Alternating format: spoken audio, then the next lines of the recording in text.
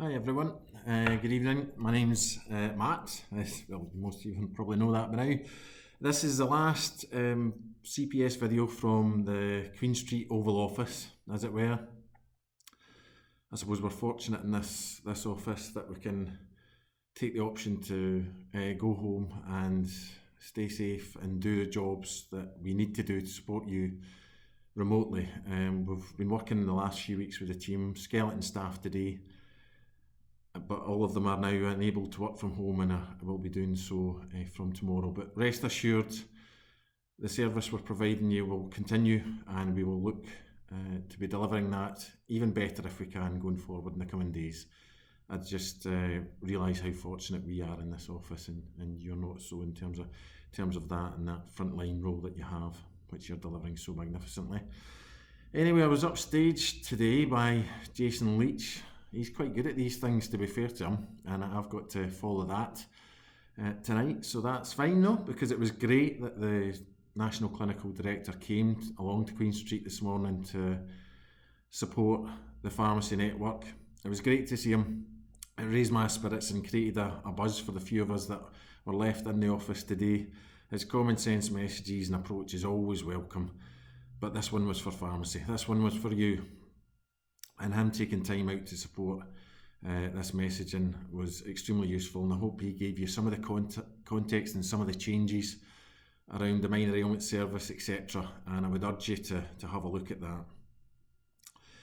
The recognition of the outstanding work of the pharmacy network was highlighted not just by Jason today, but by the First Minister and Cabinet Secretary earlier. While some of the messaging around masks we felt could have been framed slightly differently, mainly because we're so aware of the pressure that you're under. To use Harry's keystone analogy that he so eloquently put over last night, the role of that keystone within the bridge is so clear, and without us, the NHS bridge falls. And I think Jason does illustrate that well in the message. It's not an instruction for you to do Mass for All, it's just a tool that you can use, similar to your unscheduled care PGD, which I would urge you to continue using actually even obviously in these weekdays as much as you can to make it easier for yourself and easier for patients. But it's not just to say you need to provide it for everyone. It still excludes care homes because it's still under the current Mass regulations. That was a question I had earlier from a pharmacist. But it's a tool at your disposal, much like the CPUS, much like all the other things that you use day in, day out, just for the general public, to give them a consistency so that they can come in. And delivering these for these common conditions is going to be so important, as Jason illustrated, because other areas of the NHS are swamped, and other areas like ICU, accident and emergency, etc. is just going to get much worse, as we've heard many times.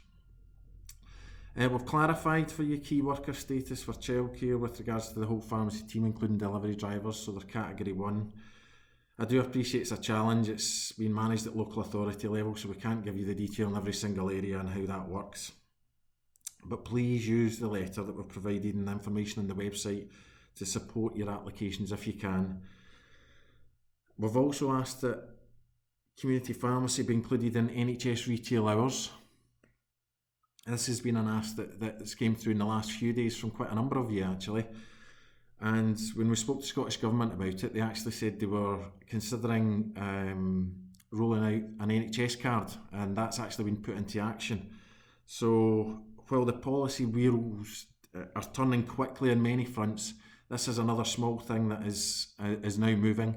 So these NHS cards you can use going into supermarkets to identify yourself as an NHS community pharmacy worker delivering vital frontline services.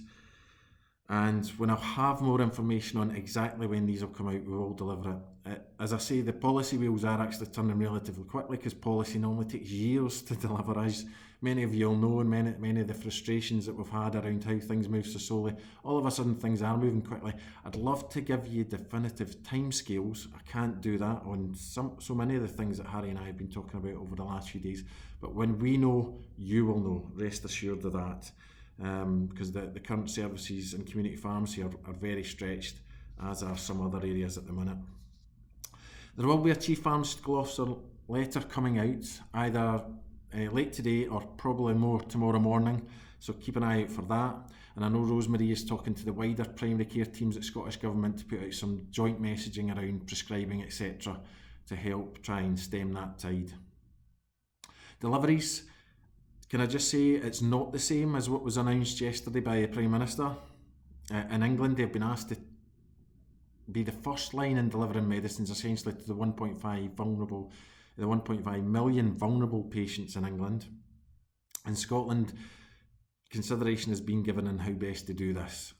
Pharmacy will of course deliver many of these medicines, as we know, anyway to patients, but other areas are being looked at, so encouraging friends, neighbours, family members to collect prescriptions and essential medicines for those who are self-isolating and vulnerable is going to be just important for medicines.